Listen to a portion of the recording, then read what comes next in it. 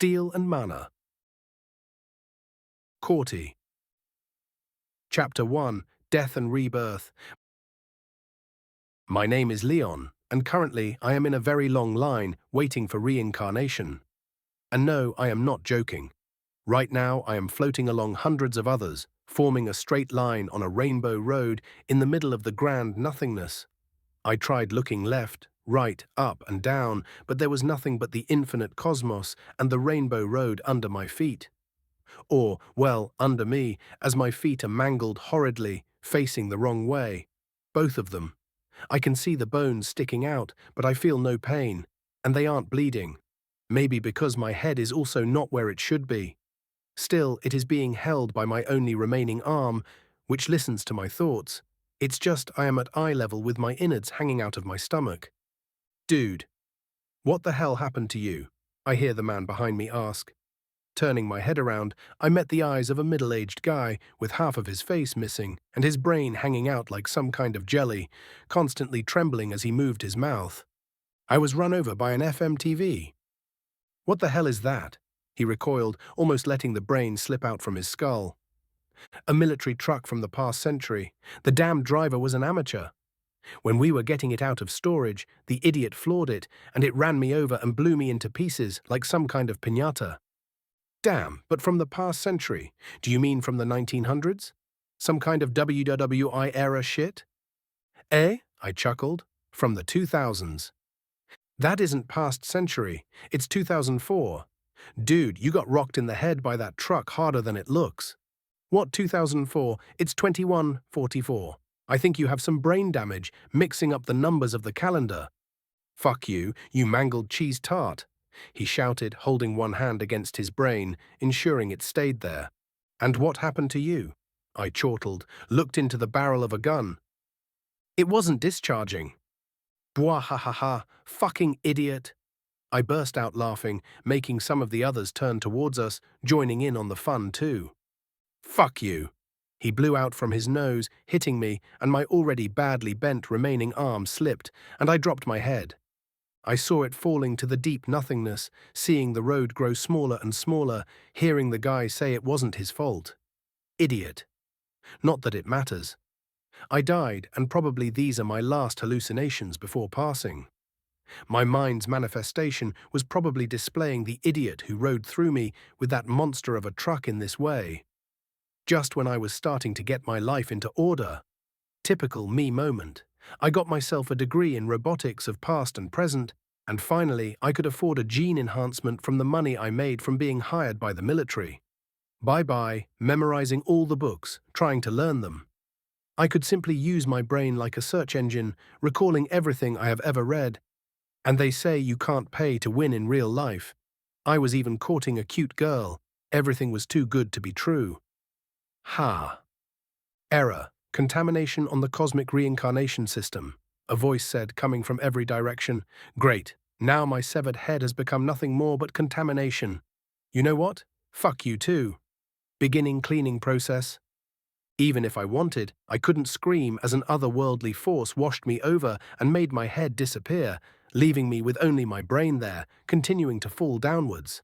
I don't know how I remained conscious, but I still saw, heard, and smelled everything. Error. Contamination is passing through the realm's border. Abandoning process. Initiating emergency reincarnation. Spatial coordinates found. Commencing transfer. Huh? I wanted to ask something, but with a poof, everything was gone and turned extremely dark. Was my brain finally destroyed too? Or, no, I was still here. Wait, I hear something. Sloshing, muffled voices. I managed to open my eyes, and I saw tiny hands before me, floating in some fluid in the dark, while I also saw an umbilical cord attached to my body. Shit. Am I an embryo? Wait, the fact I can open my eyes and look at the shape of my body, our baby body. What the hell? Am I being reborn? Did my brain get dropped into an unborn child? Was it empty? Or did I squash the previous occupant? Damn it, I need answers. Maybe it was my trashing that made it happen, but I suddenly found myself getting pushed out. Getting born. I wanted to curse, but I couldn't. I was simply hoping that if all this was real, I was not too early. Chapter 2. Growing Up. It turns out I wasn't dreaming. My weird experience was not a delirious dream while I was lying on the concrete floor after being run over by a monster of a vehicle. I indeed died. My head got pushed off from whatever I was standing on, and then I got dispatched into reincarnation. It probably shouldn't have happened that way, as I retained my memories and even my modified brain box. Just after coming out of my mother, the intense light pierced my eyes, making them water up, and the loud noises around me were just as painful to my ears. I tried covering it, flailing around, voicing my discontent with the whole situation, but I only managed to utter baby-like cries. Figures. It took me a day or two to get used to using my eyes, and finally I could survey my surroundings. In those days, I was mostly in my mother's arms, who had long, blazingly red hair. She was a short but beautiful woman with breasts that would shame anyone I knew in my previous life. And now I had the privilege of sucking on them daily. This isn't that bad after all. When I was not immersed in sucking out my tasty daily meals, I was memorizing the words and world around me. My father was surprisingly tall and built like a tank, making me a bit jealous, to be honest. He reminded me of the ancient depictions of gods from the classical era, not to mention his straight blonde hair and piercing blue eyes. I just hope I inherited his body, including his lady killer spear between his legs. Damn it. That thing was a weapon in itself, and I saw it in use. They never bothered with covering my crib when they went at it on the bed next to me. Not that I'm complaining.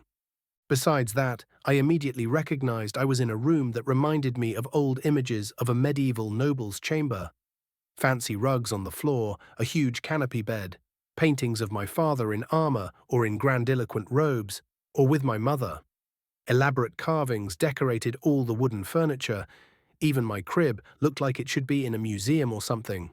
If my predictions were correct, I managed to be reborn into a life of privilege as some kind of noble's son. Firstborn at that, as no siblings have come to visit me so far. Learning the language in the coming years wasn't hard. I managed to do so by the time I turned 1, surprising the 2 when I started speaking. In sentences. I may have taken this a bit too far, as my father threw a banquet for me, deciding to name me officially before my 2nd birthday. It seemed that this was a custom in this era. Well, it was fine, but before they could bestow me with a name that went into the registry of the country, I myself suggested that I should be named Leon. Now, with that, I have truly taken it too far, as never before anything like this happened in history. I think. I could bore you with my early, uneventful life. But it is not essential to understand what happened to me after I was able to call myself my own master. My parents turned out to be extremely protective and good people, as I was given the name Leon, per my request, and everyone was threatened by my father. If they leaked that his son was a bit abnormal, they would be cut into 4 pieces and thrown to the pigs. Watching the maids, some invited lower-ranking nobles and merchants' faces. He wasn't joking. At that point, I understood why he was named the Lion of the Frontier, Kalash, while my mother had the unofficial title of Handler of Kalash, Louise, and I got myself the title Cub of Kalash. What's up with these people? I got my answer to that question in the following years while growing up and observing life. I was allowed to tour our robust, sturdy castle and its cold stone corridors, but not farther, not without my father's supervision. When I first went to the battlements and looked at the mountainous region, my jaws dropped to the floor, seeing the picturesque scenery. I still wasn't allowed to visit the town that I could see from here. But if our home was the way it is, I knew that I not just reincarnated, but also journeyed back in time. A lot. Still, the first time I laid my eyes on the scenery, I was utterly mesmerized. So it was a worthy trade-off. The horizon was dominated by tall, snow-capped mountain ranges with a lush valley before us, dotted by small villages and pastures in the distance. I was born in the summer, yet the air was still only around 20 Celsius, which made me realize the winters must be freezing out here. Our castle was located halfway up a mountain, looking over the expansive valley we were in. It wasn't a simple castle, it was also a fortress that guarded the passageway to the territory everyone called the frontier. By the myths and sagas, my mother told me, it was a place filled with wild beasts and monsters that sometimes tried to come through and harass the people of Ishilia. At first, I didn't take it seriously, but it was weird that Ishilia didn't ring any bells for me. I was never a history buff, but I should have known most of the kingdoms from medieval times, and I was sure that something like that had never existed. Not in Europe, at least. And I swore that my parents looked European. Call me Lulu and dress me in pink. This isn't Europe, was my first thought when I looked at the region's map in our study at the tender age of 4. I was standing on 2 boxes to reach the table and glimpse at the things father left out on it, including a map of Ishilia.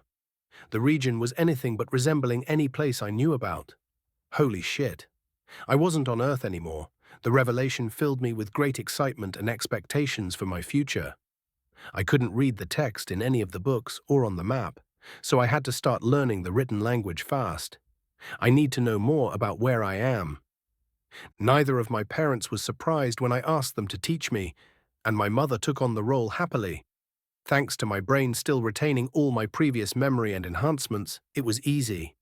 By the time I turned 6, I was writing my own journal, noting all my ideas down in one place. Even if I could remember them perfectly, I liked penning them down. It gave me a sensation of turning them partially real.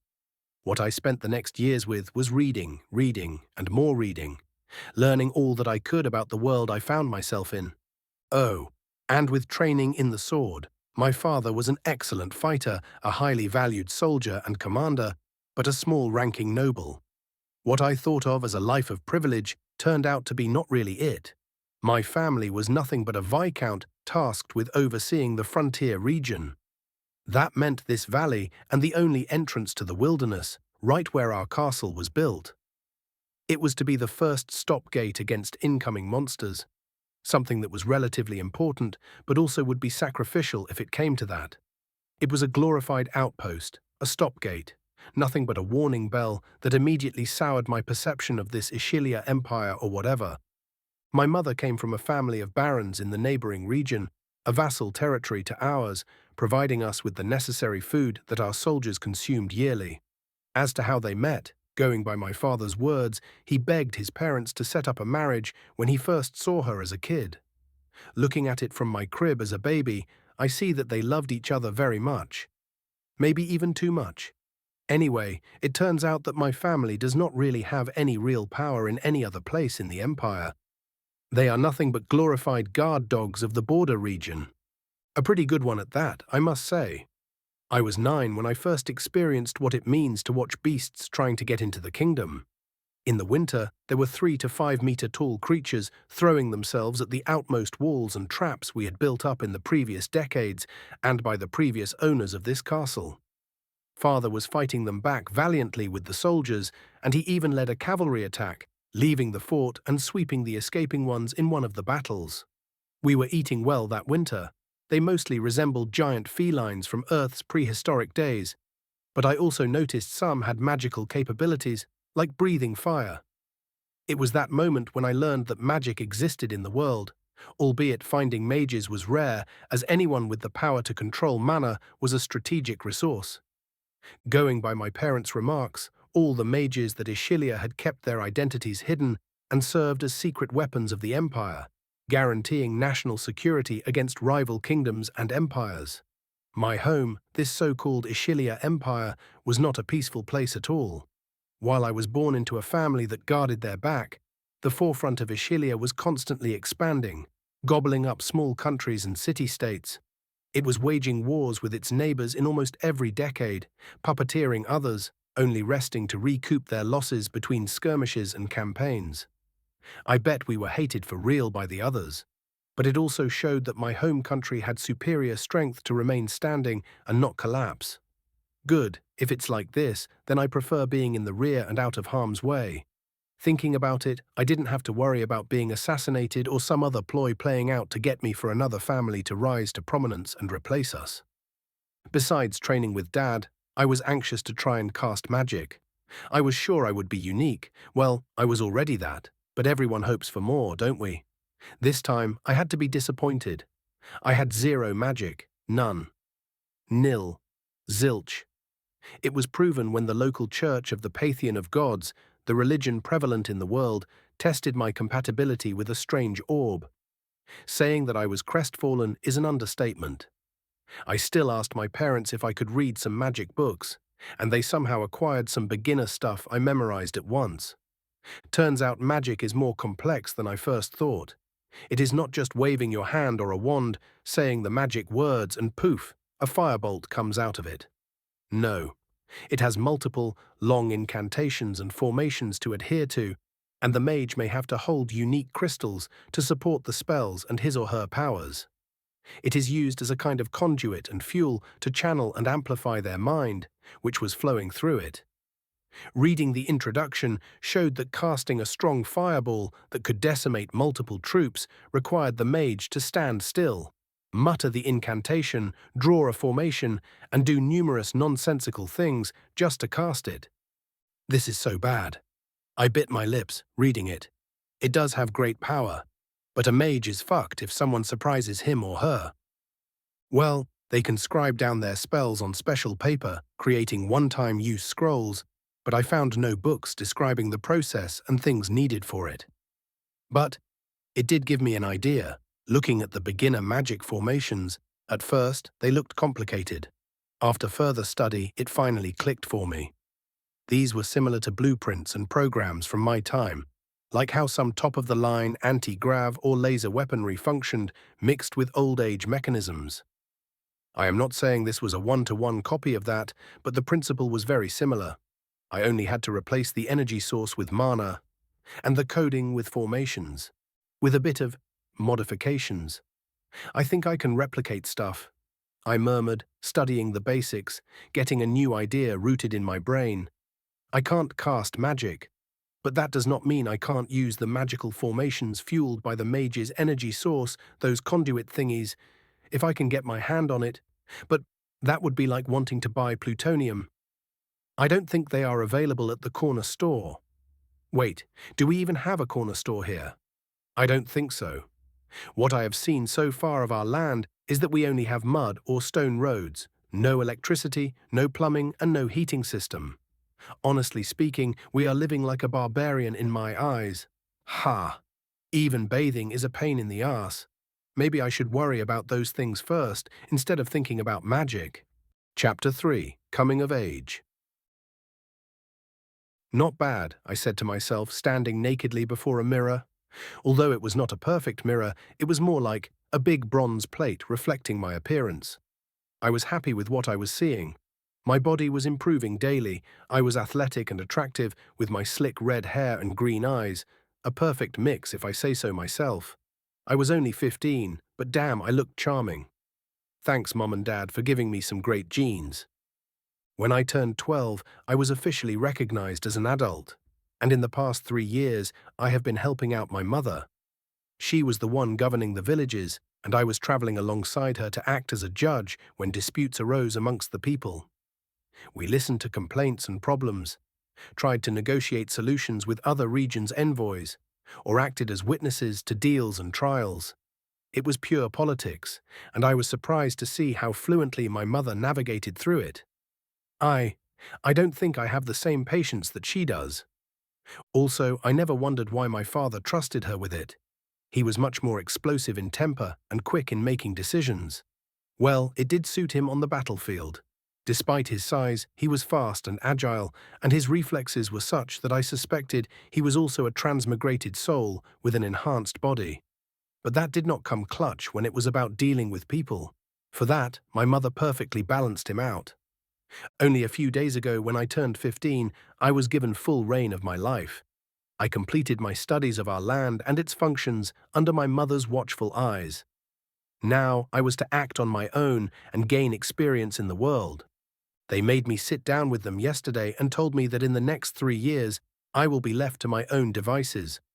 They won't step in and only help out if I come up with a sensible request, taking it like making a deal with another region's ruler. They wanted to see how I fared before I was marked as the inheritor of the line of Kalash. Good, exactly what I wanted, and I think they understood my happiness from the light that danced in my green eyes.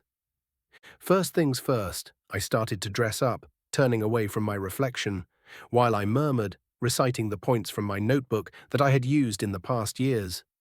We need roads, running water, plumbing, and a sewer system. We are in the mountains. We have multiple rivers and places where the snow never melts.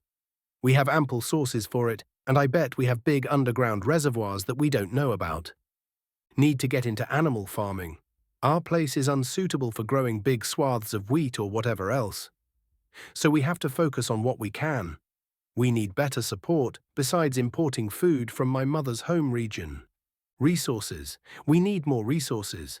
I saw how we are being ripped off by others who provide the raw metals and weapons for our armies, soldiers who are defending their greedy asses.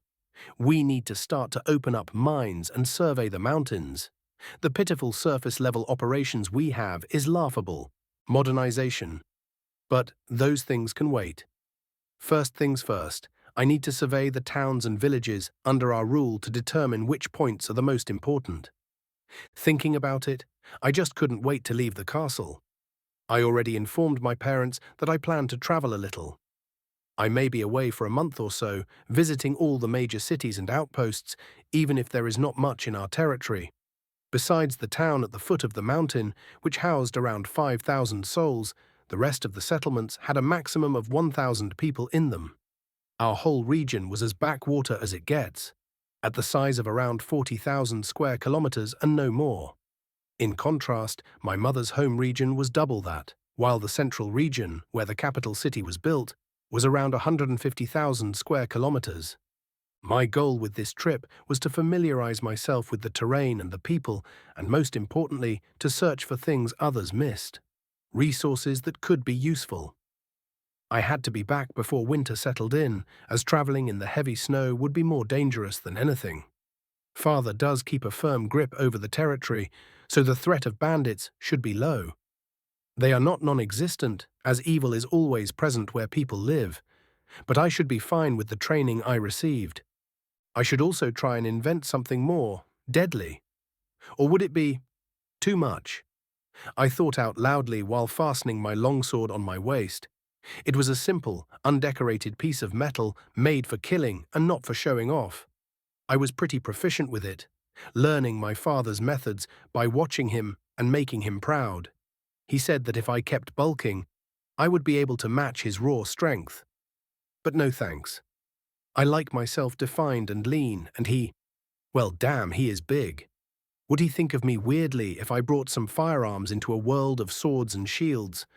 Or would he think of it as an improved archery, something that my mother was proficient with? He didn't look down on that.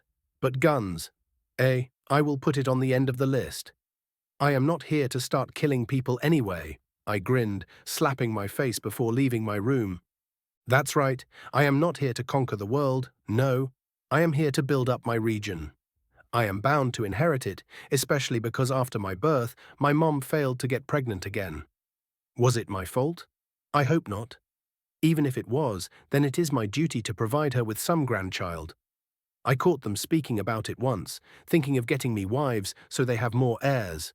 And yes, they talked about it in the plural sense. Thanks, Mom, you are the best. It also made me realize that the living standards are low, child mortality is high, and people don't live that long. No wonder they don't name the kids out of superstition until they turn 2. My father was only 33 now, and my mum was 30. Which meant when I came into this world, my dad was only 18 and my mum 15. And they were trying to make me for 3 years already. Damn. Medieval ages, you are wild. They still looked young now, but that is because they were nobles. Regular people may live 40 or 50 years if they are lucky. This had to be changed. Better, longer life, more kids, more time to grow, more time to gain experience, and more time to enjoy life. Yes, enjoying life, that is going to be my goal. I am okay being stuck in here, enjoying the peace, the clean air, and the beautiful scenery. Ah, precisely what my world already forgot about. I will also need to be careful not to mess it up. I don't want to bring in technology from my memories that would start polluting the world. But exactly that is what magic is for, no? I have so many ideas, but first and foremost, I need to get some of those magic crystal things, and more refined knowledge about magic. I need to find a mage for that. How will I do it? I don't know, but everything will come to a place. If nothing else, I will just wing it. It will be fine, I'm sure. Ah, the fresh air. I took a deep breath, walking down the stone road, snaking down from the castle to the valley, watching the emerald fields and its lush grass fields, sparkling with the morning dew still sticking to it. I wasn't going alone as father made it so that Oleg, a warrior from his personal unit, was following me. I was wearing a simple leather outfit, best for traveling long distances and easily withstanding the wear and tear of the wilderness.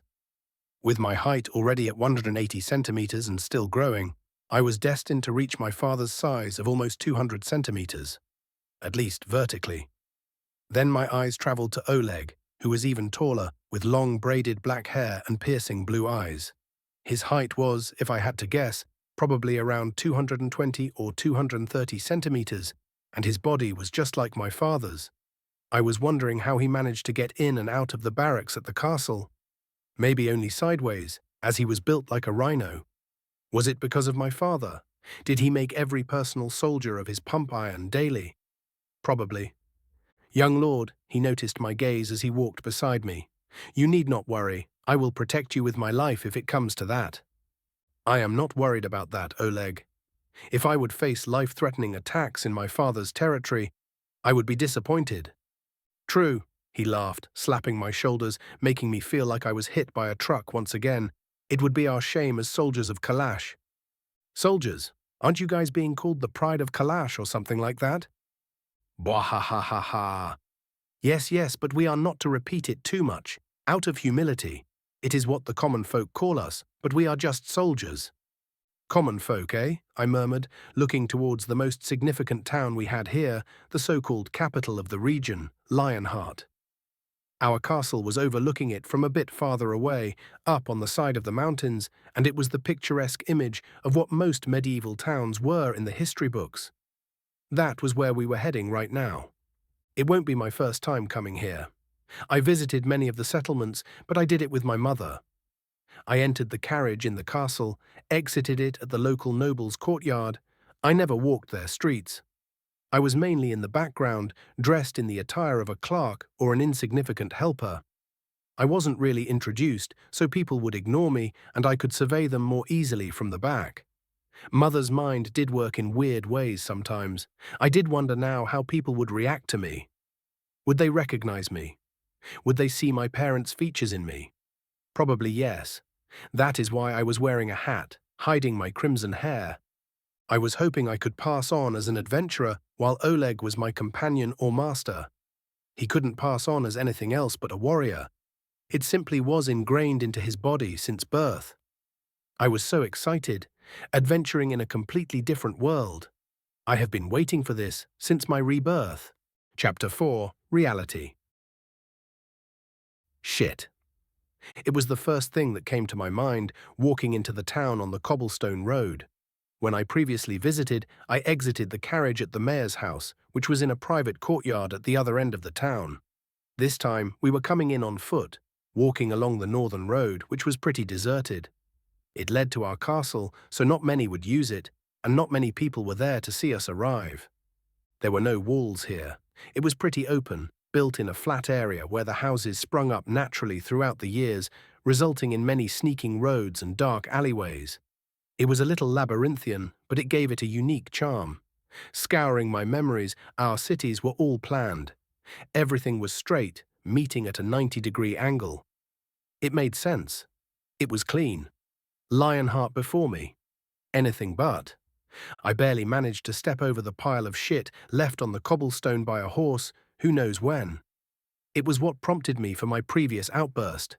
For Oleg, this was perfectly normal. He didn't even notice it, nor did he wrinkle his nose as we walked over it and headed into the city. Passing by the many wooden houses until we arrived on the main street, I had to curse, dodging dung mines repeatedly. Shit. I repeated under my breath as the clean, fresh air was gone, replaced by the stench of piss, shit, and who knows what. I was expecting a fantasy-esque town, maybe some colorful houses. None.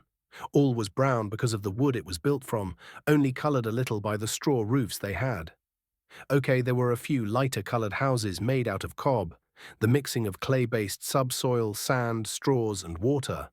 The wealthier people managed to erect stone houses, but those were extra rare. I know that the mayor had his made out of it, and the temple of the Pantheon of Gods was also a beautiful and sturdy building made of lime mortar and some other stuff I didn't recognize. The roads, those were made out of cobblestone and dirt, or horse shit. I couldn't tell because everything was stinking like the nine hells. I saw people throwing buckets of something into side alleyways out of sight, but fuck. This was not just looking dire or smelling nasty, it was a biohazard waiting to explode. We need a proper sewer system. And I wasn't thinking about modern things. Hell, I remember reading about the Roman times. We solved the problem way earlier than whenever this was. Whatever timeline I was reborn into. Is something the matter, young lord? Oleg asked, noticing me wincing and grimacing constantly as we walked towards the market square. A lot, I answered, trying not to hold my nose and look like some kind of snobbish brat. This place is a mess. I remember going to a small village with my mother where I felt it was okay. But this is a town. What the hell? This is a cesspit. Young lord? He asked again, confused as he found nothing out of the ordinary or any reason I would say that. In his eyes, it was a lovely town, with many people present, so it was lively both in the daytime and at night. Don't mind me. I shrugged, looking around, and most people ignored us. Or me. To be honest, many did peek at Oleg. He was huge, but nobody had the gall to gaze at him for long before turning away or walking around us. I simply used to more cleaner places. Well, maids maintain the castle daily. Here, that can't be done. He nodded, thinking about it, scratching his chin. Not that. No matter, no matter. Let's go to the temple. Why? He asked, but still started to lead me to it. I want to see it, that is all. I was wondering about it, as my father always mentions Tubu this and Tubu that, while my mother answers that Ariana would do this and Ariana would do that. And, young lord, they never explained? They did.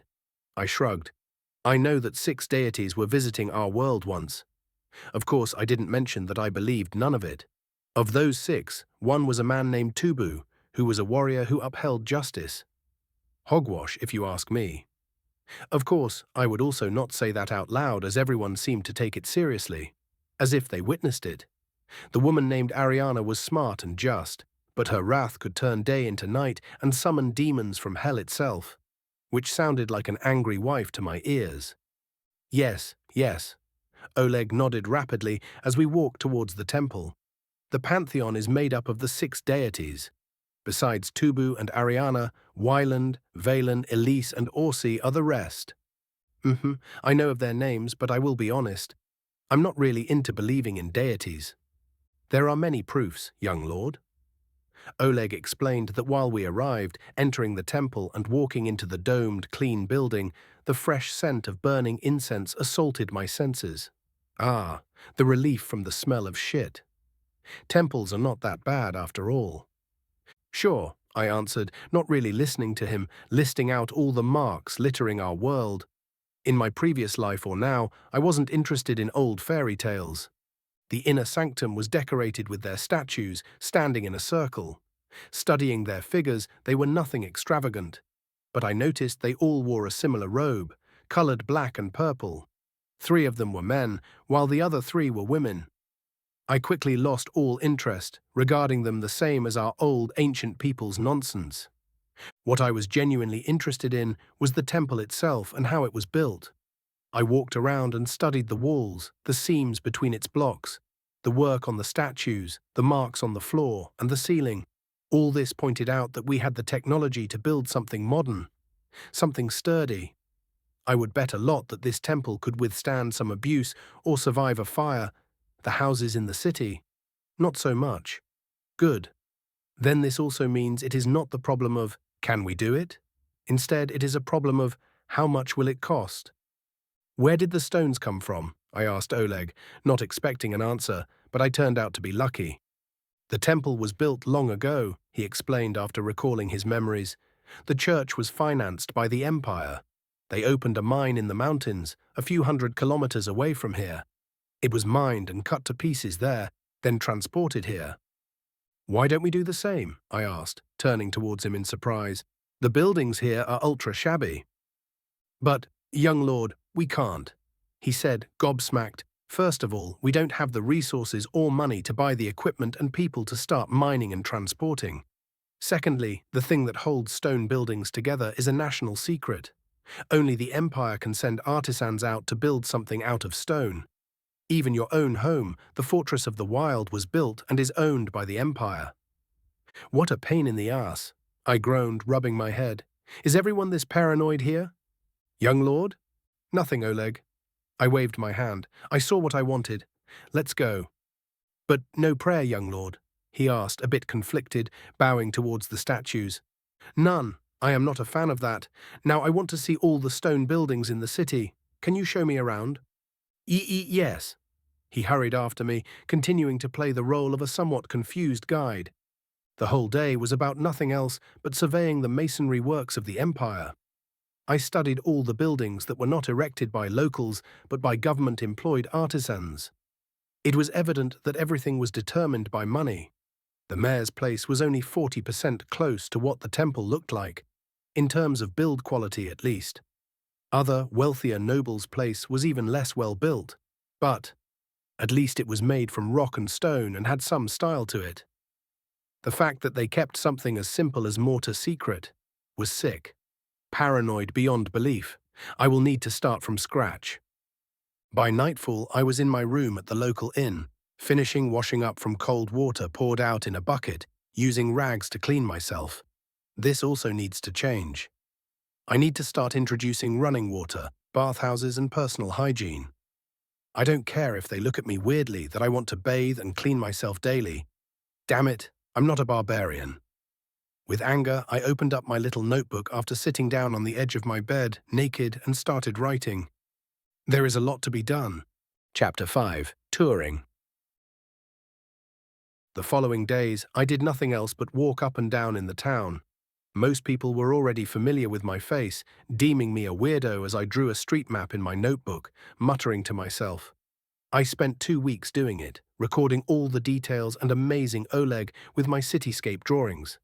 He said I could easily be a painter as my pencil sketches looked like he was staring at reality itself. I think he was simply trying to butter up to me. I don't think they are that good. But it felt nice being appreciated. I like compliments as I am a simple man. Somehow, I always missed it in my previous life.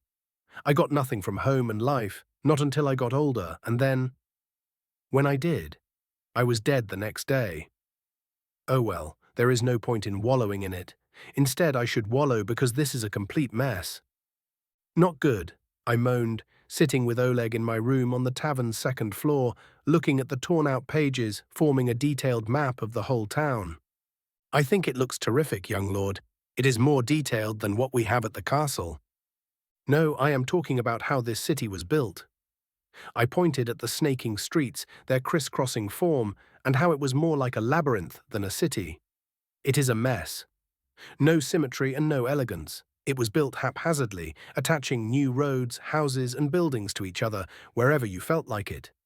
But it's normal, young lord. This how cities are made. Then we will change it. Start from zero. You can't just destroy a city. That would lead to an uprising, young lord. Not to mention, the empire would take it as an attack on itself. All this is the property of the ruling emperor or empress, even if it's under your control, young lord. Think about it, Oleg exclaimed, going into a panic. Relax, my truck-sized friend. Truck what? He asked, blinking his eyes rapidly, not getting it. No matter, I am not demolishing the city. I will build a new one, my own. I laughed loudly, throwing off the papers from the desk and laying out different ones, a whole set of them, showing a perfectly designed city. By my calculations, this new one could house at least 50,000 people. It should be enough for the whole region. I already designed it to be perfectly sensible and symmetrical. In the middle would be the royal sector, of course. I am everything but a saint. I need my own place. So I totally stole the idea of the Forbidden City's plans and laid it out to be my next home. It should give enough space to live comfortably. Next, I designed it so that the homes of my future, most trusted partners would be around it, surrounding me. I need to recruit people I can rely on. I wouldn't be able to do everything alone. I need some excellent brains to help me govern this shithole. Come, Region. Yes, the shitting problem will be solved too. My lord? Oleg asked, seeing me grinning and giggling like an idiot. Nothing. I shook my head, running my finger along the sewer system drawn on my plans. I will make a city so clean you can lick the ground and not get sick. I also designed it to have trees and a lot of green planted while building. I want colors, beautiful trees blooming in the spring, and the smell of flowers when you walk down the main street. It will be the desired holy place for anyone in this sorry world. Ha! On the outer skirts should be the rest of the housing for the people, shops, markets, whatever I need to run the city. I was expecting it to be booming and blooming every day. I want it to be the heart of the region where people come to visit and spend their money. Money, I whispered my biggest opponent right now. I don't even know if the locals have enough to afford anything. Ha! So I will need to ensure we get the ball rolling. If I can push it down the hill, it will snowball, I think. I'm not really a finance guru, but even I know we will need to step up our industrial sector for that to happen. Which will be at a different place. I don't want to pollute my future home. It was the thought that led me to my next goal, the mountains. Recollecting my plans, I asked Oleg to lay down the map of the surrounding mountains, especially where the stone came for the building of the Pantheon. I will visit that next and see what I can do with it. I won't build from wood that can rot away and be burnt down by an invading force or monsters. Everything will be sturdy and heavy of stone to withstand the ages, nature, and magic. I need to make sure we are magic-proof.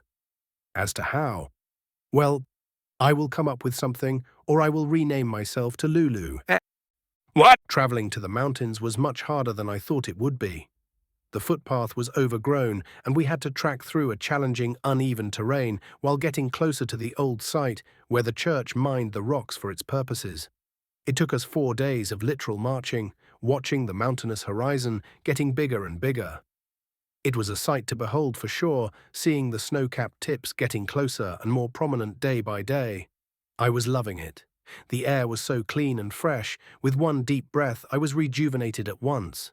Young lord, we will need to get a bit more alert now, Oleg said, constantly surveying our surroundings as we were heading into the pine forest surrounding the basin of the mountains.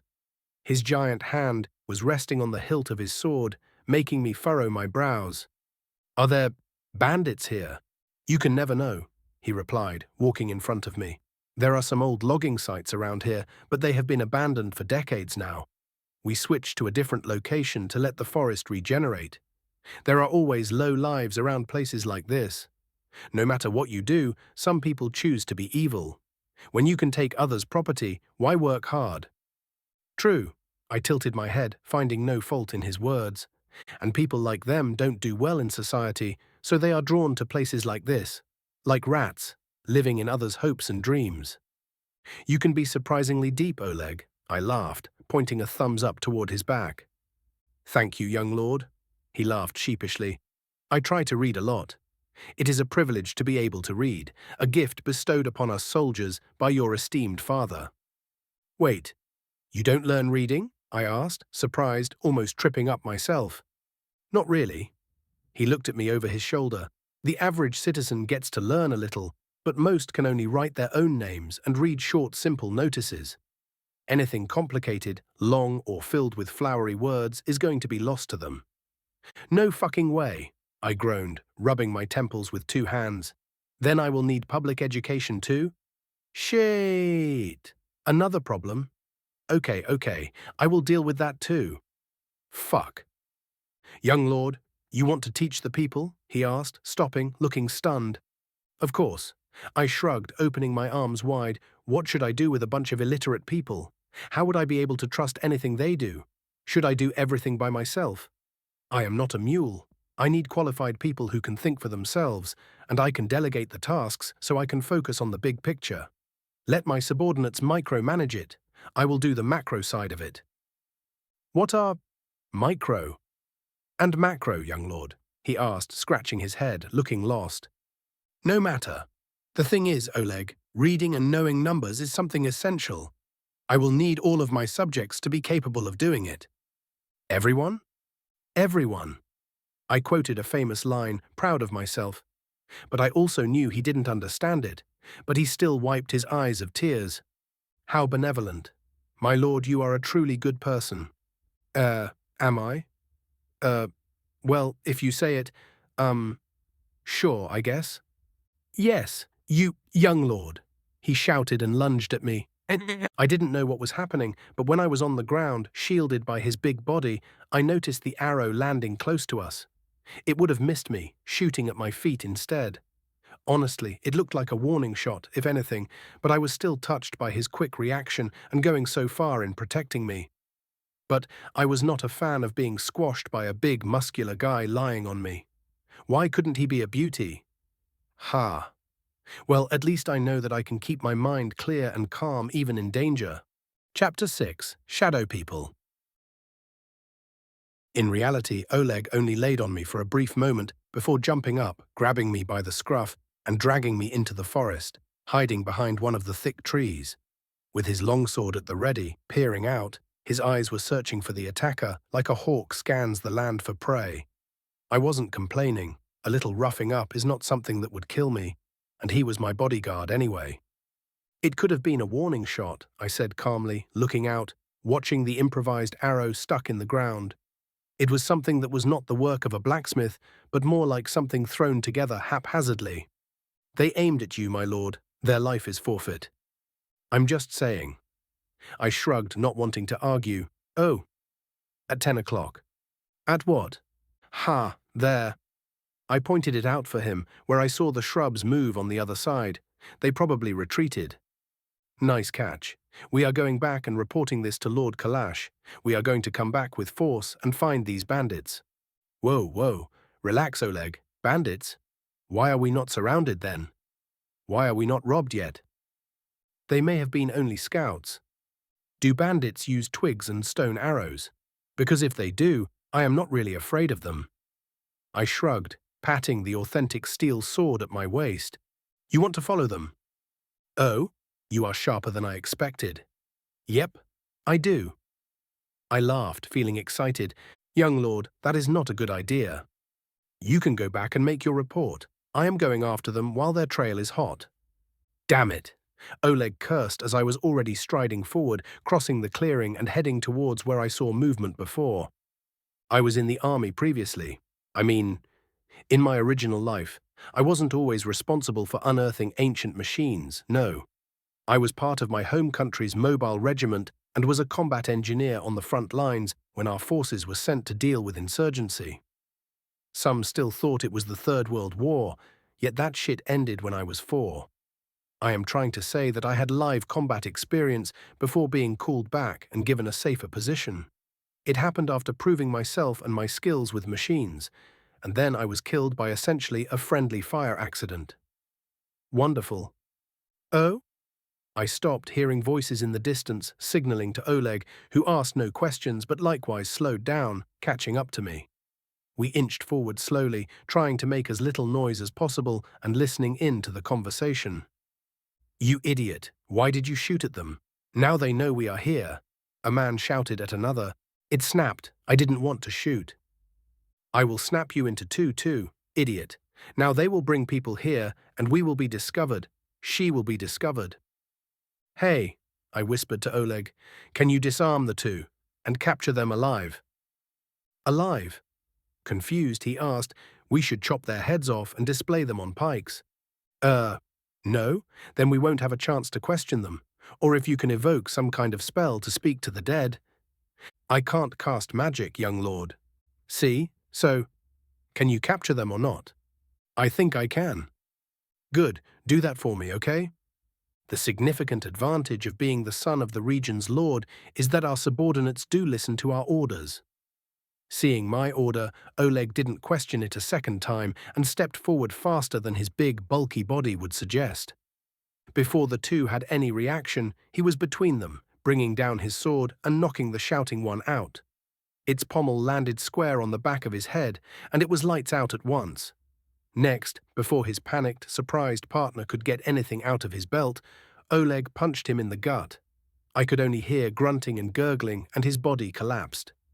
"Weak," he said, his voice betraying his surprise while I walked out looking at the two figures. "Of course they are. Look at them, they are bare bones." Crouching down, turning them to their backs, revealed their emaciated figures. They were grossly underweight, wearing shabby clothes that looked like what you would find on a nature-loving elf from some fantasy story, or on a sociopath living in the forest for 40 years. I couldn't tell their age, but I was sure they would be in their 30s, or 40s. Maybe younger, but had a hard life. "Let's get some vines and tie them up," I said, kicking away their weapons that looked like tools from the Stone Age. "Good idea."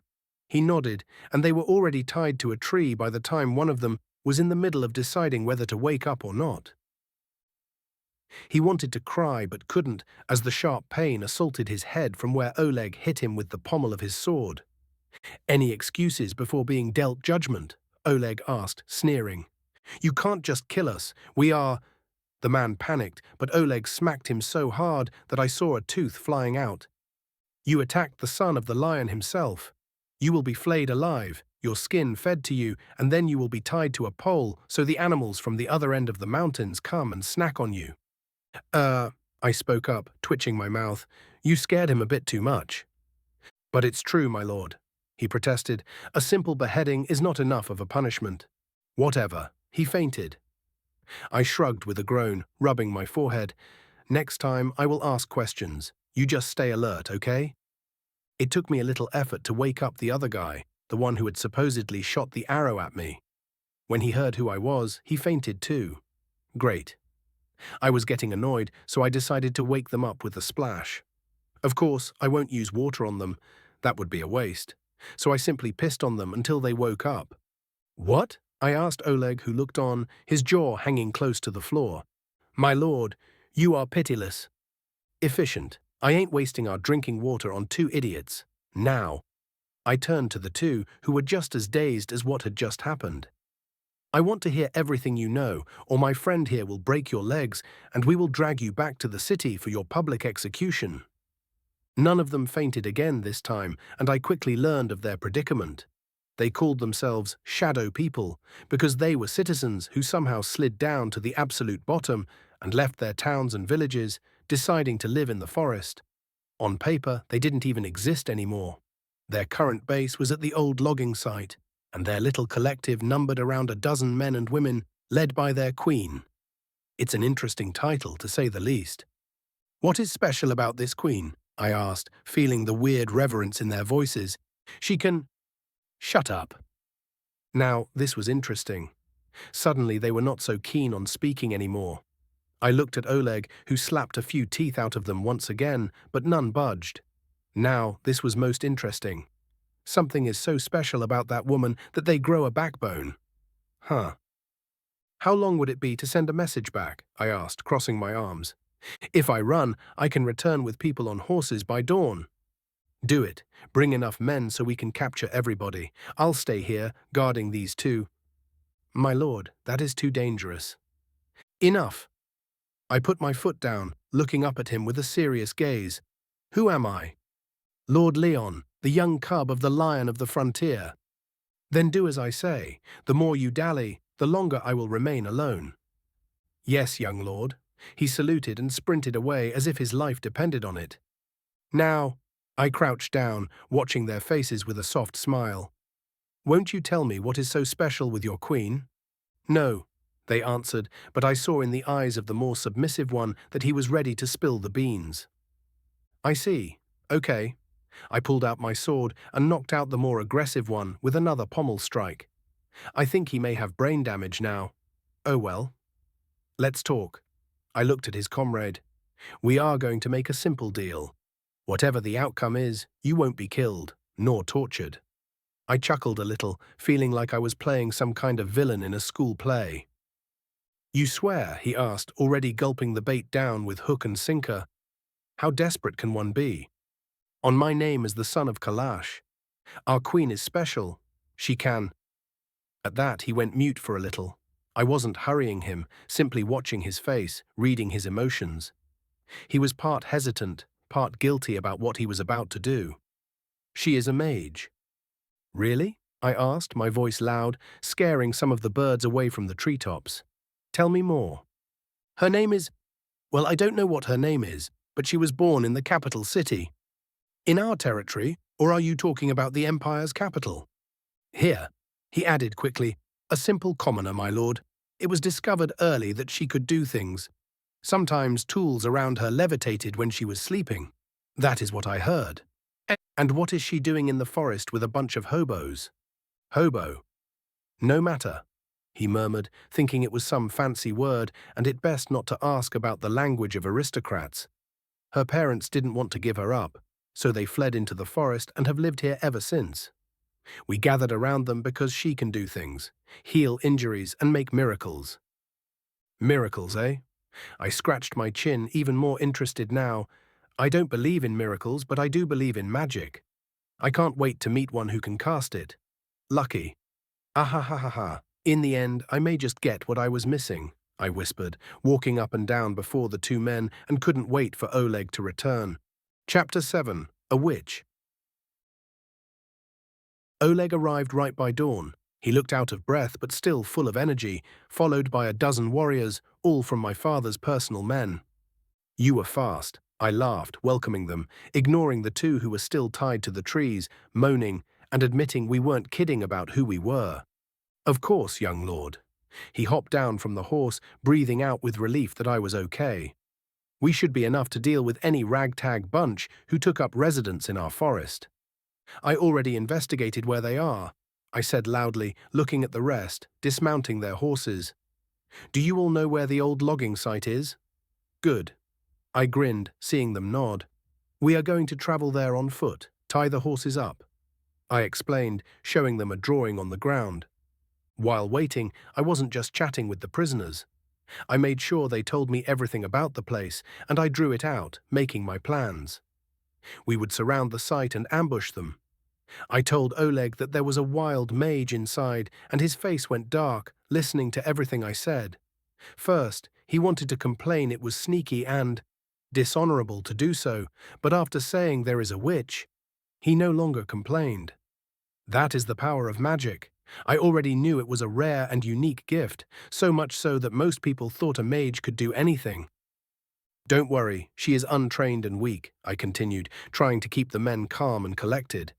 And we want to capture them alive, okay? Use non-lethal attacks.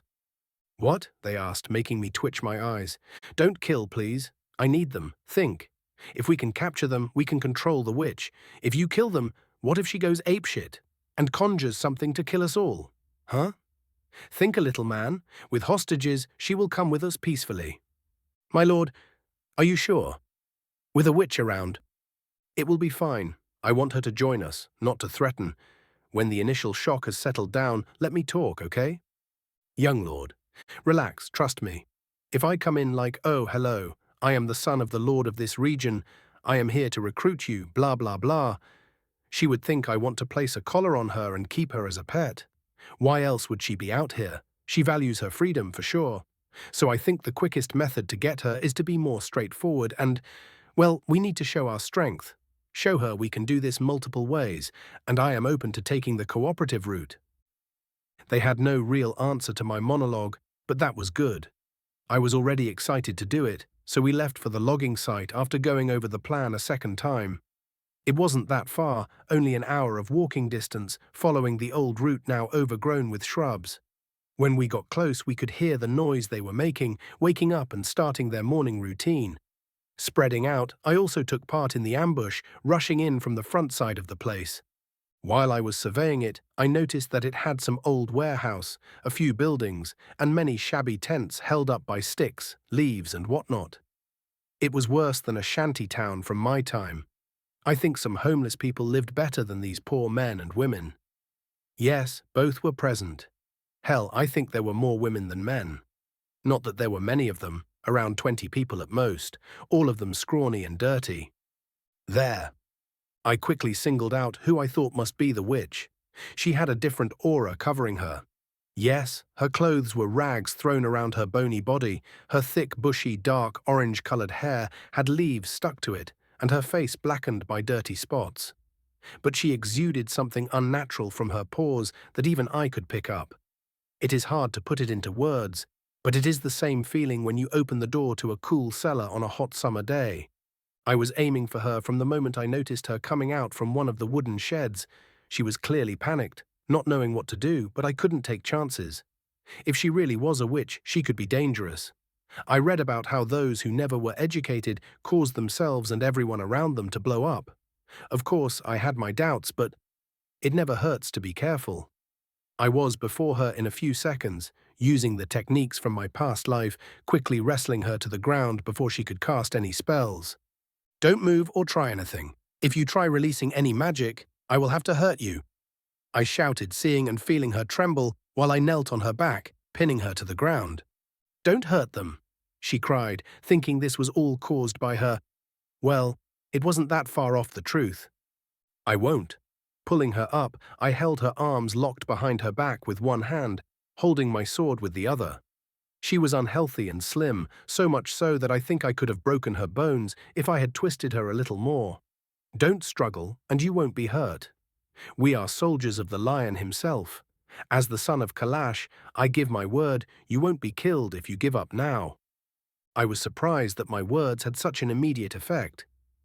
Many stopped struggling or trying to fight back. They were simply giving up. Looking at me, my blazing red hair probably gave it away that I wasn't lying. Besides my mother, I didn't see anybody with the same scarlet color parading around this part of the country. When everybody was under control, I made them gather, and my men tied their arms behind their backs as to my instructions. I did the same with the witch, and to be extra careful, I also covered her mouth. I know they had to say incantations to cast a spell. I just hoped saying it in their head was not enough. Listen, I looked at them while Oleg and two other soldiers stood behind me, holding crossbows at the ready. Two of you attacked me yesterday. Seeing how they looked around, realizing who was missing and the change in their faces, I knew the two, left with the horses, were probably hiccuping like mad. Heh. Totally deserved. Fighting back the urge to laugh, I continued seriously, as if I was taking a huge risk here. I ought to execute all of you for this capital offense. Ignoring the loud cry for mercy, I continued on. If not that, the simple fact that you are squatting here is worthy of serious punishment. Not to mention having a rogue witch. I looked at the girl who had tears in her eyes, looking around at the others, trying to apologize with her gaze. Now I truly felt like a villain. Shit. Well, suck it up, Leon, and continue. Look, I switched to a much lower, kinder voice. I'm not here to cause you trouble. I need people. I have ambition, and tell you what. I am here to offer you two choices. I walked up and down, explaining it clearly and simply. First, you get punished, according to the law. Or you come with me and be my subordinates. Not the church, the empire, or my family's subordinate. My subordinate. What do you say? I didn't expect a quick answer, but many of them almost immediately chose the second option. That was relieving. Of course, I wouldn't trust them just like that, not immediately. But they will have time to prove their worth and loyalty. First and foremost, I needed to secure the witch without anyone knowing about it. I don't know if my parents would approve of it, but for the things I have planned, I will need their help. So I will find a way to convince them. Will you cooperate? I asked. But I only had the witch in my sight, who knew I was pinning this question directly to her. With a slow nod, she gave her answer and I waved my hand, and we started to empty the camp. It was time to go home. Visiting the mountains, that can wait. My travel around the countryside will also wait for me. This was much more important. I will take this out, I mumbled, helping her to stand, personally guarding her, loosening the cloth in her mouth and letting it fall to her neck like a weird saliva-soaked scarf. Just don't start mumbling a spell, or I will have to do something I don't want to. I can't really cast spells. She sniffled, looking crestfallen. If you think you are capturing a strong witch that can level cities, you are making a big mistake. I don't need you to blast my enemies with lightning or summon a flood. I chuckled merrily. I just need someone attuned to magic to help me with my research. Studying magic is like a blind man trying to learn writing and reading for me. I can't use it. You are learning magic? She looked at me weirdly. Kinda. It's complicated. Listen, what I said is all the truth. I am here not to punish you all. Honestly, I am here because I heard you were capable of magic. So it was me who brought pain to everyone. Again. She lowered her head, and I saw tears falling to the ground while we walked. Temporary pain. I told you, I'm not going to hurt you, said the soldiers before they murdered my parents.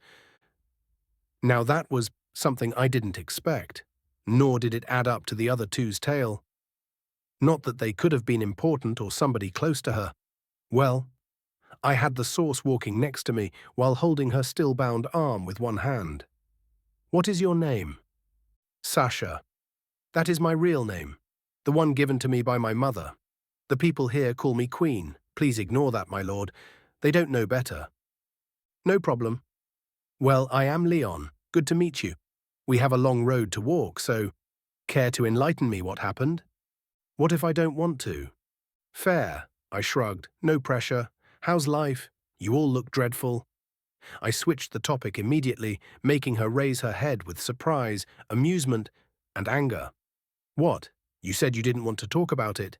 I have other questions that need answering. No? Okay then, how old are you? 16 or 17, I don't really know. Tisk, tough.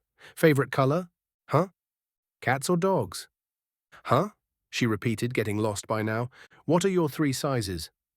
Looking at you, they are probably in the minus category, as not even a bulimic model aspirant looks this bony. Huh? Nah, ignore it, we will. Just stop. She moaned, half crying, half laughing, letting out a defeated sigh. I'll speak. Okay? Ha. I'm all ears, Sasha. And do take your time. I'm not in a hurry. Chapter 8. Sasha. I was born in the city. My parents were simple bakers, operating a shop, selling pans, nothing more, nothing less. Sasha explained, her gaze growing distant, reminiscing about those long-gone days. My gift manifested itself when I was 8. They tried to hide it because they couldn't bear the thought of me being taken away from them. All mages are whisked away and transported to the capital. Nobody knows what happens then, but they no longer appear. Never again. Well, they get a new identity from what I know, I murmured, and be used as strategical resources in wars. My parents did not want that.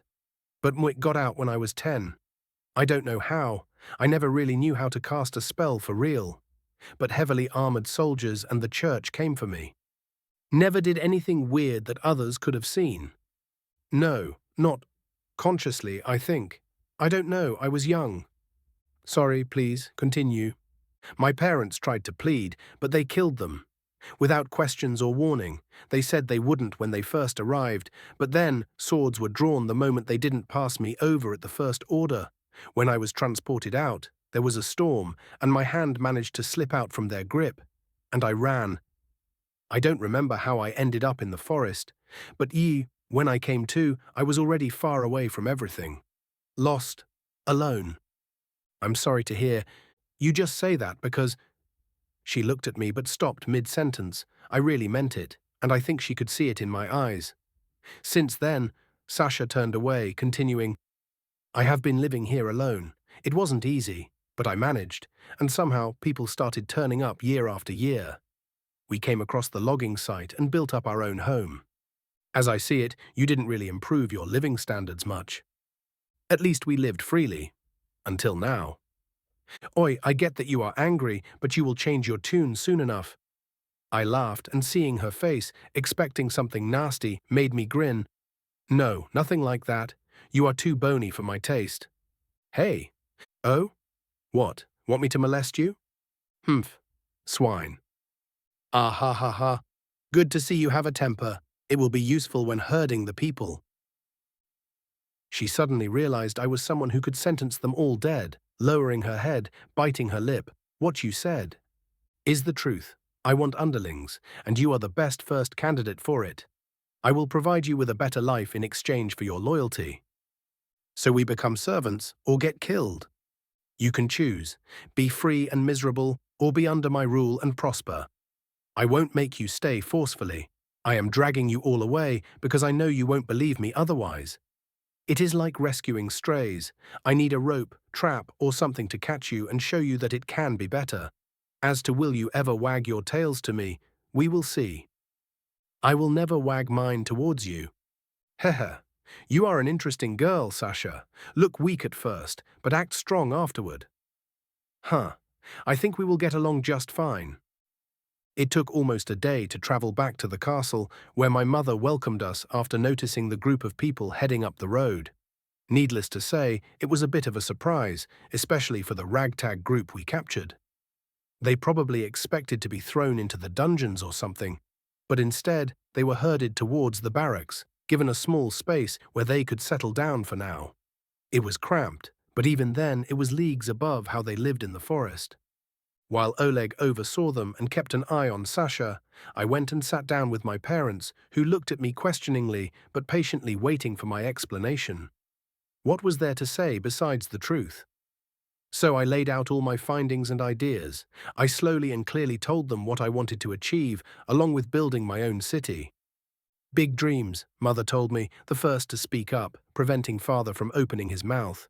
But, please, this is the recipe for lime mortar, this one is Roman cement, or if I want to be fancy, opus caementicium. I interrupted her, knowing full well what she was getting on about. It's easy to procure and can stand the test of time, I am sure of it. I can do this, Mom. Ha, from where I am 2,000 years have passed, and people still go around taking pictures of buildings built with them. We are surrounded by mountains. Getting the resources should be child's play. I don't know what the Empire is playing on keeping such a thing secret and monopolized, but I don't really care. Get me enough manpower, and I will build a better city than anything this world has seen. How? They asked, looking at the recipe, gobsmacked. It was something that was a treasure of the Empire. It was what built the capital city and made it an impenetrable fortress. Even when enemies attacked it centuries ago, their flaming arrows did nothing to it. If the history books were as honorable as I heard, weak fireballs were also repelled by its thick walls. But I could also guess there were other things to it, but, oh well, it is far away from here. Son? Ah, yes. I flinched, forgetting to think up a reason for this all, but it seems inspiration comes to my help in times like this. I found a witch. What? The two stood up at once, as it seemed it was a piece of even bigger news than my recipes and plans. Those were only on paper, nothing but an amalgamation of an idea, something yet to be proven. A witch was a tangible existence. Yeah, she has been living in the forest since childhood, escaped from being conscripted. Ah. My parents looked at each other, quickly remembering the event. As lords, they knew every major thing that happened here, past and present. We heard they killed her when she was escaping. Well, evidently not. I shrugged, pushing everything onto Sasha. She is the source of the recipes. Is she now? My mother questioned, while I nodded even though I could see the doubts in her eyes. But she didn't pursue the matter any further. This is a big problem, son. Why? I turned to my dad. Nobody needs to know about it. Not to mention, I plan to do this a bit further away from here. Nobody would notice it. I see it otherwise, looking at your blueprints. My mom tapped on the table, looking at my dad. This can easily turn into high treason, he added. Only if they know about it. I retorted, sorry, but I am not content with playing the guard dog. Father, I read the history books. Your predecessor was wiped out in a nasty incident when beasts pushed through. Our family got to this position because someone got to replace the line that was gone. Not to mention, we are being taxed constantly when they instigate a war with a neighbor. Yet they do not even fund us with food. We need to produce and procure everything for our soldiers. And we defend a land that, in reality, is not even ours. Hell no. Heh, I will defend their backs, sure, but only because I will turn this region into my home. They don't need to know about it. We will pay the taxes as usual, If we can improve the region and cut back on spending so much on keeping our men equipped and fed, we will have more remaining in our treasury. Then we can use that capital to invest in the land, improve it, get more back, and repeat the cycle. It's simple. Well, he is your son, my dad whispered, making my mom shake her head, but I was too engrossed in my ideas to listen to them. I want to take Sasha, the witch, with me and help her make me understand many things, while I also teach her about what she doesn't know. She looks capable and smart, and nobody needs to know she is capable of using magic. How far have you planned things? Mom asked, her voice extra serious. Not that far. My first and foremost goal is to start building the new city. Honestly speaking, the living standards around here are abysmal. Huh. Father snorted, watching me as if I said something equally funny and aggravating. Here. I presented my notebook. I wrote down everything. We will have roads, aqueducts, and sewers, just to mention a few things. I am not joking. If you let me, I will do my best to transform this region into something that will overshadow any city in the empire. Son, your ambitions are something that even I, your father, applaud. But, my mother interrupted, her brows raised high, looking at me, then back at the notebook, then back at me. Dear, I think we managed to produce a very quirky offspring. Huh? Asked both of us at the same time. I would say read this, but I don't think you will understand it. Hey, my father protested, looking hurt. Didn't you always complain to me that you hate that there is no chance to advance higher in the empire? That your talents are being wasted here? Then what should I say? Humph. Dear, it is, for us, when we are between the four walls of our bedroom. Mom is right. I agreed at once. It was my chance. We can become so much more. And I am starting to believe our son. She patted my notebook. This is a big chance, and I think my family would also be on board.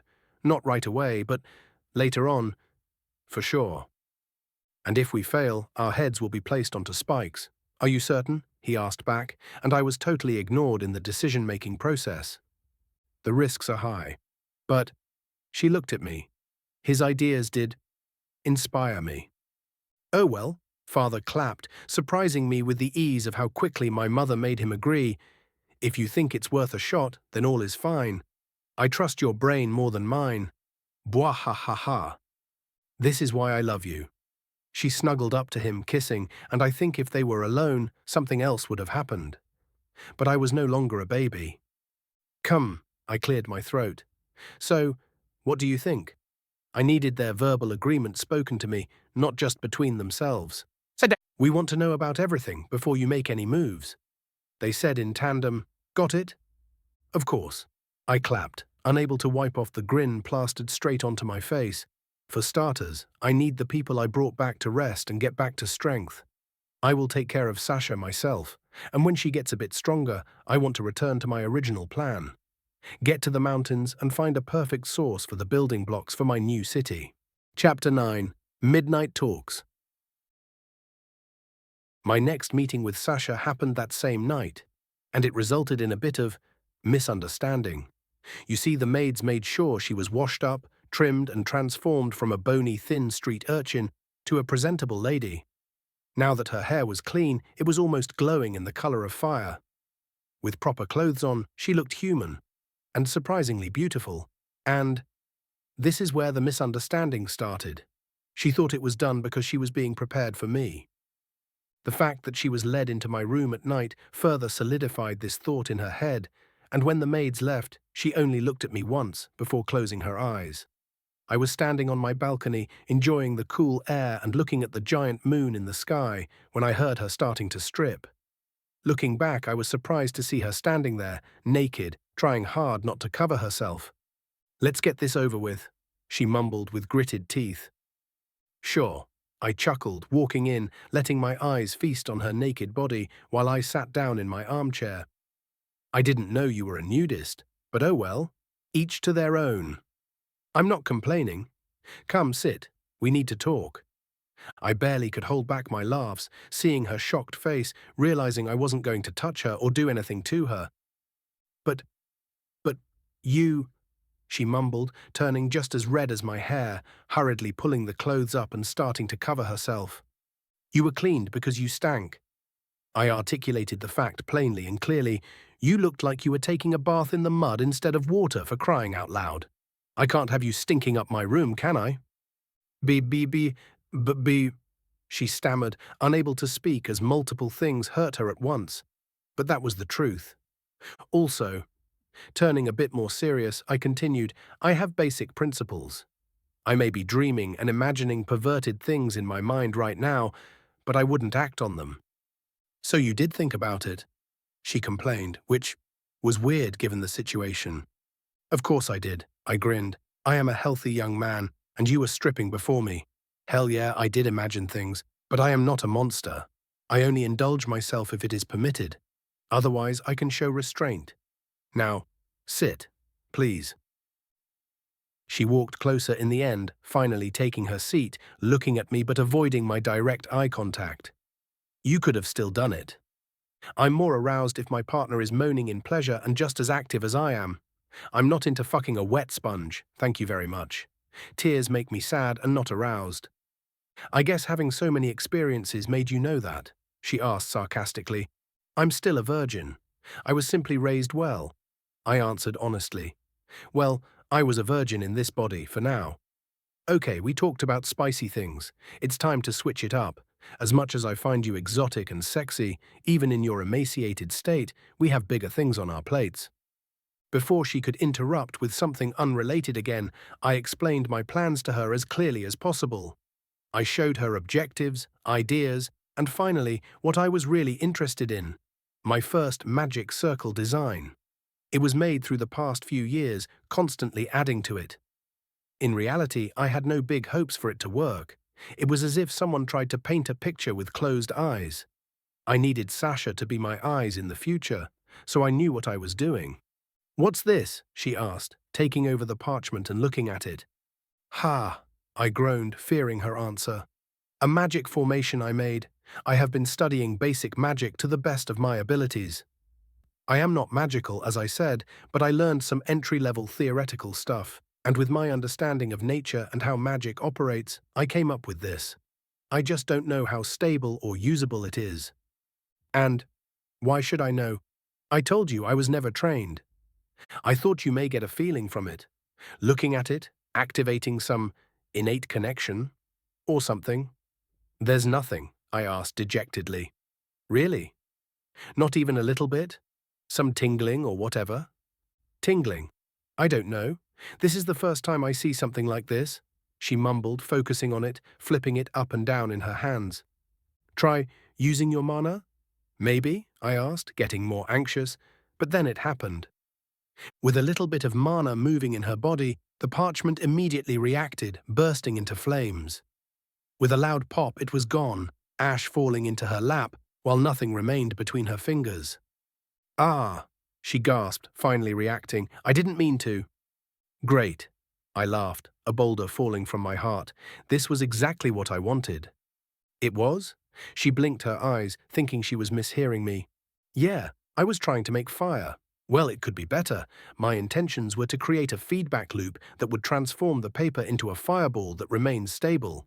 The parchment's basic energy conversion is used to initiate ignition, and then oxygen is drawn in to maintain the flow. Of course, it would only be stable until it was fed with more energy to maintain its form. But if I can perfect it, I am sure to build a perfect loop so no outside interference is needed, and once it's on, it remains on perpetually. Ha ha ha ha. I know that is really far away, but… What the nine hells are you on about? She asked, looking at me weirdly. Ah, sorry. Nothing. I'm just happy. Happy of what? Of a paper going up in flames? Exactly. Don't you get it? Flames. Magic. It worked, made by someone who doesn't know magic. Flames are symbolic anyway. I will be Prometheus. Huh? Aren't you named Leon? It's from the myth, the one who brought fire down from the gods, giving it to men. Never heard of it. She replied at once, I never want to hear about it either. The church can go to hell. It's not a church tale. I don't think they would even approve it. I chuckled as I don't think anyone knows that tale here. Then I'm interested. She switched her stance at once, looking at me with a surprisingly youthful light. So, who is this Promet guy? Prometheus. He stole fire from the gods, brought it down to men and taught them to use it. For his sins he was punished, of course, tied out to a rock so birds tear him to pieces, pluck out his eyes, eat his liver and all that. Being an immortal, he always regenerated by the next day, just so it could repeat it again. The bastards! Sasha cursed suddenly, and I could feel it. She really, really hated the church and probably all authority. I will have to keep an eye on that, as such suppressed rage could cause big problems if I let it fester. What happened to the humans? Progress. They started to evolve. I continued nonchalantly. His tale is about progress, standing against the forces of nature. He has given humanity the gifts of fire and hope. Hope helps humans struggle for a better future, while fire, as the source of technology, makes success in that struggle a possibility. To rise above all challenges and even to face gods. I like this Prometheus guy. Hehehehe, good. I want to do the same. As I have shown you, I will build my own place with things that will make living fun and enjoyable. That is the hope part. The second will be fire. I pointed at the ashes on the floor and in her lap. I will bring fire, in our case, magic to the normal people. What if they grab you too, tying you to a rock and killing you repeatedly? She asked, watching my eyes, and when answering, I never blinked. A risk I am willing to take. If all goes right, I will have the power to resist it. I do not intend to go down without a fight. Chapter 10. The First Companion. We spent a week back home, and while I spent my time teaching Sasha to read, the maids and soldiers began to whip the rest of my new retinue into shape. They would be mine to command later on, so they had to be strengthened. Not to do battle, but to at least look like regular humans. Living in the forest without many skills to speak of, I was surprised they were still alive. Of course, I gave them a chance to leave. If they wanted, they could have left. Go back to the forest and do whatever they want. 7 people did so, and I never stopped them from leaving. Nor did anyone send people after them to silence the bunch, although Oleg was arguing openly with me to do so. I think the firm way I shot him down made Sasha open up a little more, as she never complained when I pressed her to start learning. I don't get this word. She came up to me, holding a parchment as we were walking on a narrow footpath, heading towards my original destination, the open mine where the church got its stones in the past. It's the word for mana, I explained to her patiently. I was surprised by the speed she was learning. Memorizing the alphabet with its 44 characters was done by a day. What she was kind of struggling with was recognizing words when those characters were written down in sequence. I say she struggled, but it meant she learned it after around 8 to 10 tries, still doing it with lightning speed. I suspected that mana had different effects on her body besides enabling her to cast spells. Talking about that, she was shaping up beautifully. A week of normally eating and sleeping started to turn her for the better, almost making her glow. Her body began to gain back its healthy weight. In return, she was getting sexier by the day. I was a bit jealous. I had to work besides inheriting my parents' genes. She only had to eat and sleep. Not fair. Thanks, Sasha chuckled, putting the parchment away, stretching, wearing a traveler's outfit, and carrying a bag on her back. No need. It is the basic I can't do with subordinates who can't read. When you can do it well, we will practice writing and move on to numbers. I can learn that too.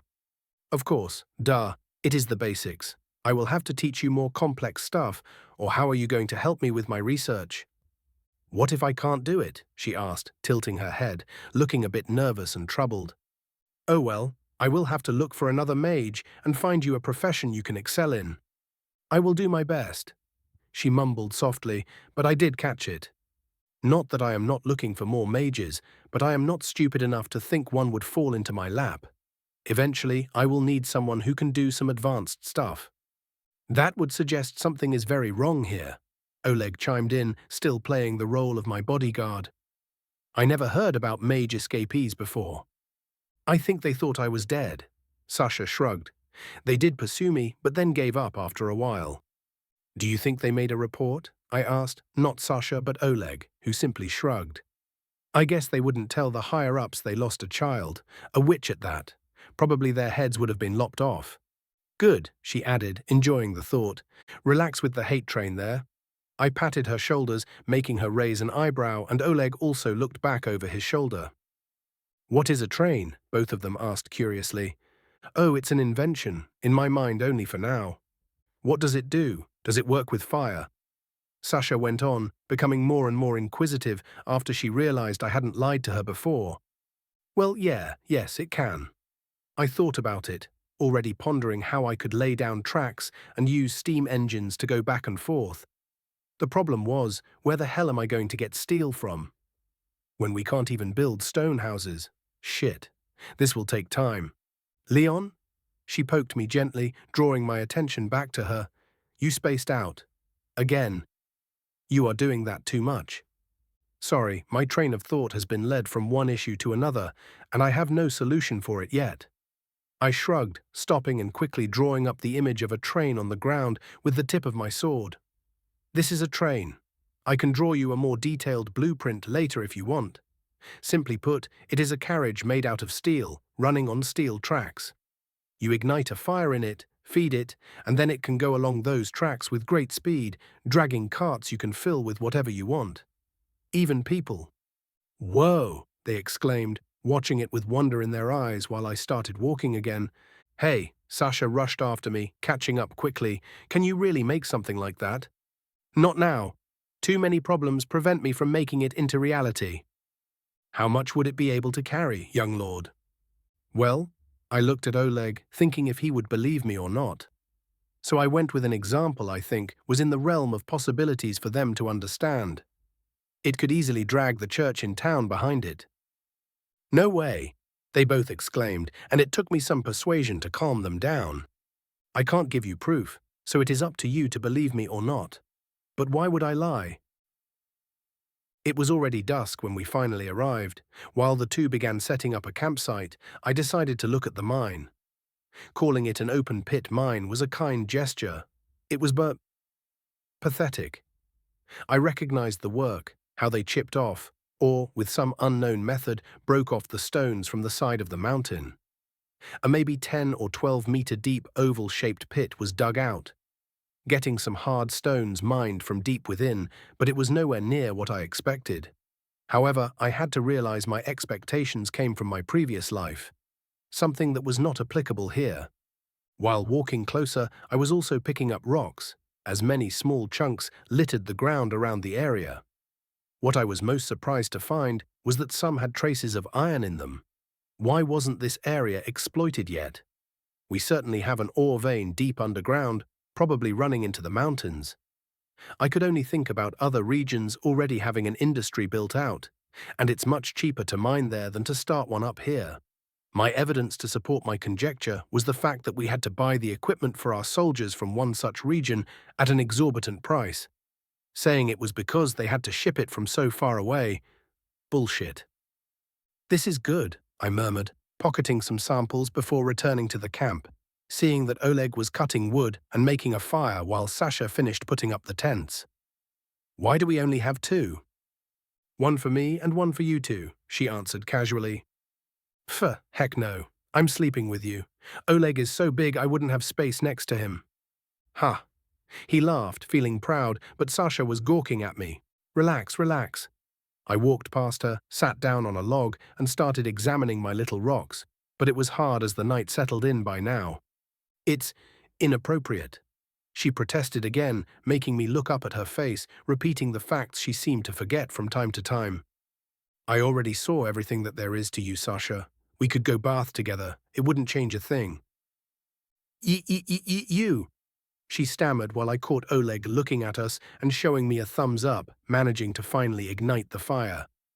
Me, I replied, rolling my eyes. I won't molest you. Relax. Well, she was still unhappy about the fact, but there was nothing she could do. And I won't sleep with another guy when I have a girl with me. Dinner was fine. I always liked barbecuing some meat over an open fire.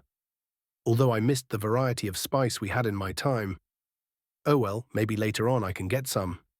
Sasha, even though she was recovering quickly after a good dinner, became extremely sleepy, so she returned to the tent early. I remained, talking with Oleg a little, listening to how the others fared back in the castle before I also excused myself. Have a good night's sleep, young lord. I set up warning traps and will stay up for now to guard you. Wake me up when you are sleepy, I looked at him. Then we will switch. Thank you, young lord. I only smiled before disappearing into my tent and settling down beside Sasha, who was lying on her back. Looking at her, she was cute and innocent. Pushing down my perverted, evil thoughts, I just laid down next to her, letting sleep take over me. What I didn't expect was that my mind would make a move while I was asleep, and somewhere in the coming hours, I did climb onto her, finding a place for my head on her flat chest. I just couldn't help it. She did smell really nice.